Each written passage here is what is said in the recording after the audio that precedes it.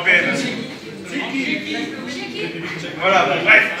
S'ils peuvent le faire, c'est bien parce qu'il y a une liberté absolue de la circulation du capital en Union européenne. Elle est même érigée au rang de droit fondamental humain. Vous imaginez? Genre, les capitalistes, c'est un droit fondamental d'aller bouger des emplois d'un endroit à l'autre. Mais c'est absurde cette situation.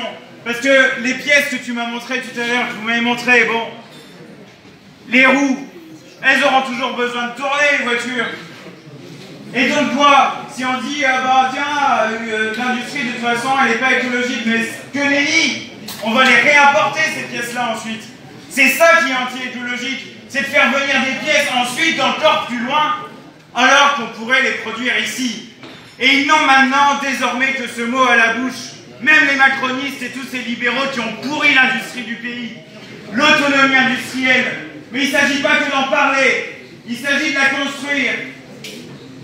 Et nous contribuons à défendre cette idée au niveau national et nous le ferons aussi régionalement puisque il y a une compétence d'investissement stratégique de la région sur l'industrie. Et nous nous engagerons sur 1 milliard d'euros, enfin nous proposons ça, 1 milliard d'euros pour la transition écologique et la relance industrielle en Bretagne.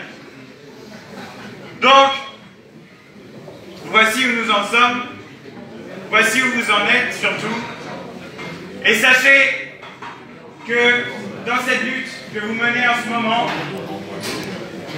vous trouverez en nous, à chaque étape, un appui essentiel. Et j'en termine en disant que c'est dur, les jours de lutte se succédant sans réponse. Parce que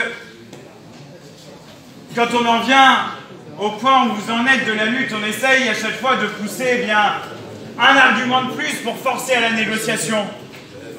Et eux, non, ils bloquent toujours la porte.